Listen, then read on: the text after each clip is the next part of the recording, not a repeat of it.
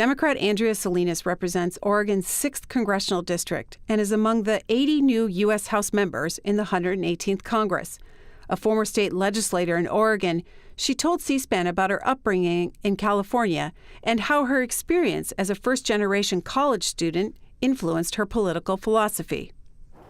So my philosophy really comes from my upbringing, from both my parents. They're both Latinos. One came over from Mexico when he was 5 and worked in the fields and got a good paying union job after he came back from Vietnam and married my mom. But they really both my parents taught me and my sister the value of hard work, but that education and again a good paying union job can really advance a family out of poverty into the middle class. Describe your childhood. So it was a pretty average upbringing. My dad was a San Francisco police officer for 32 years. So I was daughter of law enforcement. I was hardworking kid who, if I wanted to do anything extra, had to make sure I earned it myself.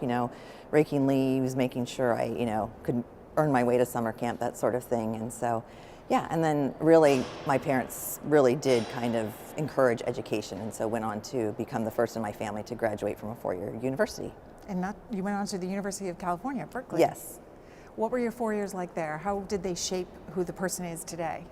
Well, I have to say, it really gave me, I think, an appreciation for issues and problems and looking at things more systemically rather than just kind of my own myopic view of the world. And it opened up like how things are so interrelated, right? And whether those are social structures or constructs to economic. And so it really made me appreciate that we can't all live and look inside our own world. We really have to expand and look, nationwide, globally, to the economic structures and the forces that are shaping people and are preventing people from getting ahead and really, I think, taking advantage of some of those American opportunities that we all think we have. What was your major? It started out political science. Everyone just assumes I was a poli-sci major, but I ended up a psychology major. What did you do after you graduated?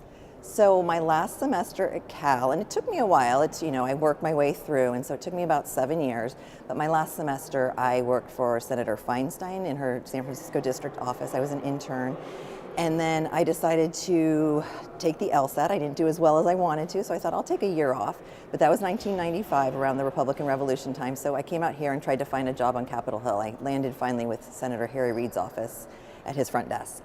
What did you do then for Mr. Reid?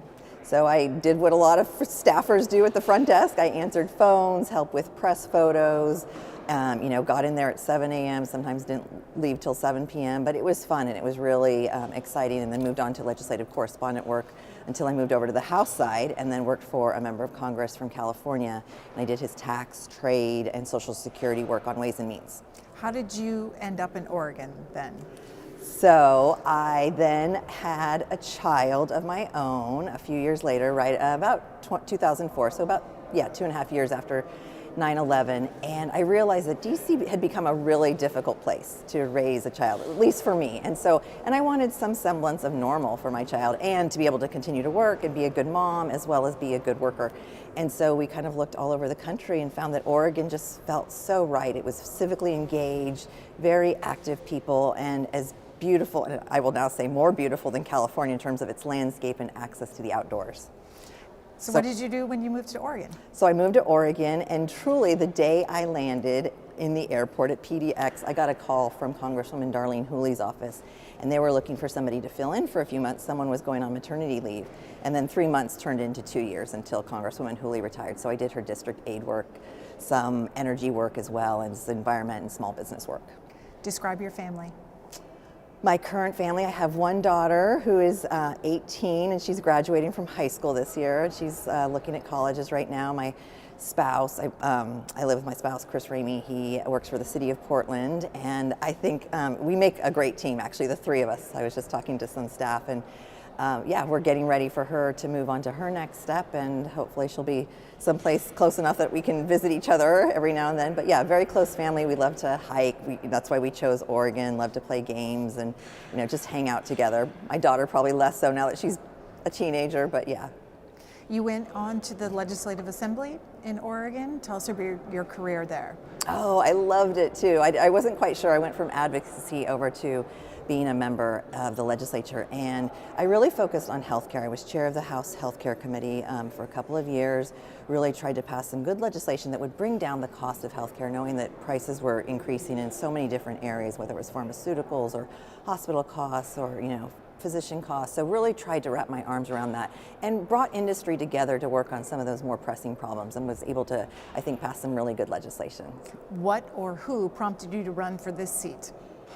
So really it was the change in the districts. This is a brand new district. It's the 6th Congressional District, and it is the largest Latino population of any of the other congressional districts.